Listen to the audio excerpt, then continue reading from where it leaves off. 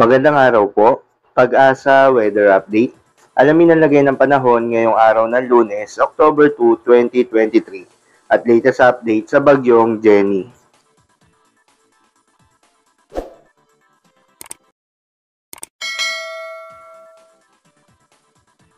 Magandang umaga po ng Lunes sa inyong lahat at narito yung latest update natin sa bagyong si Jenny na lumakas na nga at naging isang ganap na typhoon category. At sa ngayon, ang huling lokasyon ng bagyong Jenny ay nasa 655 kilometers silangan ng Apari sa lalawigan ng Cagayan. Taglay niya ngayong pinakamalakas na hangin na 120 kilometers per hour. Kaya ngayon ay nasa typhoon category na siya. At pagbugso na sa 150 kilometers per hour. Ang pagkilos ho nito ay pahilagang kanluran sa bilis na 10 kilometers per hour. Para ma-imagine ho natin kung ano ibig sabihin ng 120 kilometers per hour, kung sakaling ito ay tatama sa lupa hanggang signal number 4, yung itataas natin na tropical cyclone signal. At sa ngayon naman, base sa pinakahuling track natin na hindi pa naman natin ito inaasahang tatama sa anumang direktang epekto o tatama yung mata nito sa anumang bahagi ng ating bansa. Patuloy pa rin yung pag-iral ng southwest monsoon at ito magdadala ho, itong hanging habagat na magdadala ng mga pag-ulan, partikular na sa may kanlurang bahagi ng Southern Luzon, gayon din dito sa may bahagi ng Visayas at Zamboanga Peninsula. Sa lalabing bahagi ho ng ating bansa, inaasahan natin yung mga isolated rain showers and thunderstorms. Narito ho yung ating latest track ng bagyong si Jenny. Makikita ho natin sa ating track. Una po, ipapaliwanag ko, ito hong parang lumalaki o cone shape. Ito ay tinatawag na forecast confidence cone. Ibig sabihin, sa mga susunod na araw, ito hong nakita nyo, ito ho yung track niya. Yung sentro ho ng track o yung mismong mata ng bagyo, posibleng matagpuan either ho dito sa may pinaka-northern part ng Taiwan o hanggang dito sa may Batanes.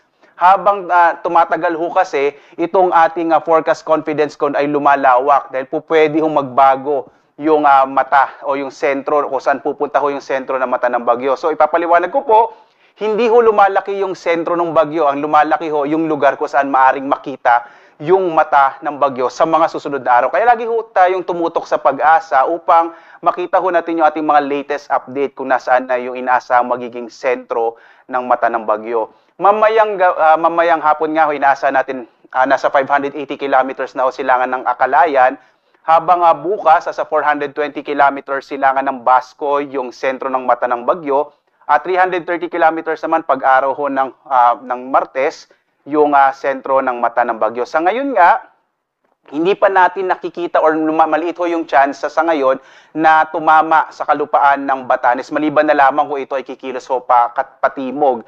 Ang nakikita ho natin, araw ng Huwebes, tatama yung mata ng bagyong si Jenny dito sa may southern part ng Taiwan. At bandang madaling araw ng Biyernes, nasa labas na ito ng Philippine Area of Responsibility.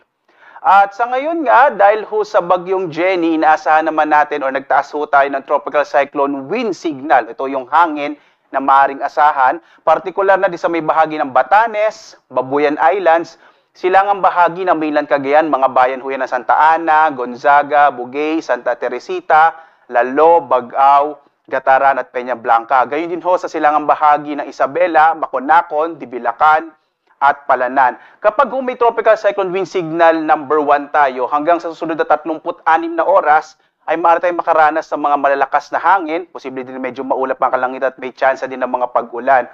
Pero po, posible rin naman na medyo maaraw pa yung panahon dahil nga mangyayari pa lamang, kaya ho siya tinawag na warning. So sa mga lugar ho na ito, wag ho kayong magulat kung hindi pa ganun kalakas yung hangin kasi mararanasan pa lamang siya. Kaya dapat maghanda po tayo sa mga sandaling ito na kung saan nga maaring makaapekto itong bagyong Jenny, particular na sa extreme northern Luzon.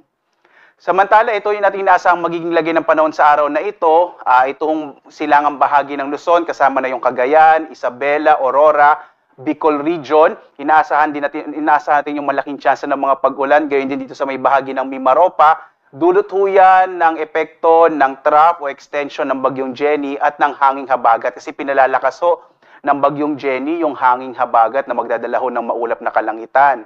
Sa nalalabing bahagi ng Luzon, kasama na dyan of course yung Metro Manila, inaasahan ho natin medyo maulap, posibleng bagyang maulap hanggang sa maulap yung kalangitan. At posible pa rin yung mga pag-ulan sa hapon hanggang sa gabi. Kaya mainam ho, magdala pa rin tayo ng mga pananggalang sa ulan. Sa mga susunod na araw, inaasahan natin itong kanlurang bahagi ho ng Central Luzon, Bataan, Zambales, Calabarzon. Posibleng maging maulap din yung kalangitan dahil nga palalakasin pa rin yung hanging habagat. Yung agwat ng temperatura sa Lawag, 26 to 32, sa Baguio, 17 to 25, sa Tuguegarao, 25 to 31, sa Kamaynilan hanggang 31 degrees Celsius, sa Tagaytay hanggang 30, sa Legazpi hanggang 31 degrees Celsius, dito sa Calayan Islands hanggang 32 degrees Celsius, sa Puerto Princesa ay hanggang 32 degrees Celsius ang inaasahang temperatura. Samantala, dito tayo sa bahagi ng Kabisayaan, malaking bahagi ng Visayas ay makararanas ng maulap na kalangitan at malaking tsansa ng mga pag-ulan, dulot nga rin ho yan ng hanging habagat at yung extension na rin o trough ng bagyong si Jenny. Agwat ang temperatura sa Iloilo ay mula 25 to 32, sa Cebu ay 26 to 32, habang sa Tacloban 27 to 33 degrees Celsius. Sa Zamboanga Peninsula, posible pa rin ho ang maulap na kalangitan dulot ng habagat, habang sa lalabing bahagi ho ng Mindanao ay mga isolated rain showers and thunderstorms naman na maranasan sa araw na ito. Agwat ang temperatura sa Zamboanga 25 to 32, sa Cagayan de Oro 26 to 32, habang sa Davao ay 26 to 32 degrees Celsius.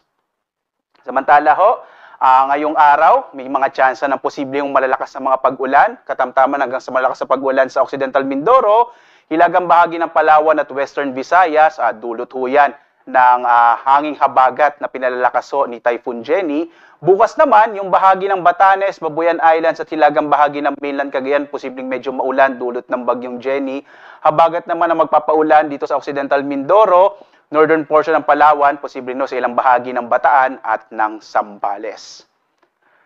At posible ho, dito sa mga lugar kung saan ho posibleng magkaroon ng malalakas sa mga pag-ulan, ang mga biglang pagbaha at pagguho ng lupa, kaya iba yung pag-iingat ho, lalo na doon sa mga lugar na prone dito sa mga pagbaha. Yung malaki yung tsansa ng mga pagbaha, lalo na kapag mga steep slope o masyadong matatarik na mga lugar, at saka medyo mabababang mga bahagi ng mga bayan o lalawigan na binanggit ho natin. Samantala, posible rin yung mga bugso ng hangin dulot ho ng southwest monsoon sa ilang bahagi ng Mimaropa, malaking bahagi ng Mimaropa, Western Visayas at Bicol region sa araw na ito, habang bukas sa Kamaynilaan, Calabarzon, Mimaropa, Bicol region, Western Visayas, dulot din ng hangin habagat, posible hong may mga pagbugso tayo ng hangin. Nagtaas din ho tayo ng gale warning dito sa may Batanes at Babuyan Islands. Inaasahan kasi natin na magiging maalon yung karagatan habang papalapit itong bagyong Jenny, papalapit ho dito sa may extreme northern Luzon. Delikado pong maglayag yung mga maliit na sakyang pandagat at maliliit na mga bangka dito sa bahaging ng ating bansa sa may extreme northern Luzon, dulot nga ng malalakas na pag-alon ng karagatan.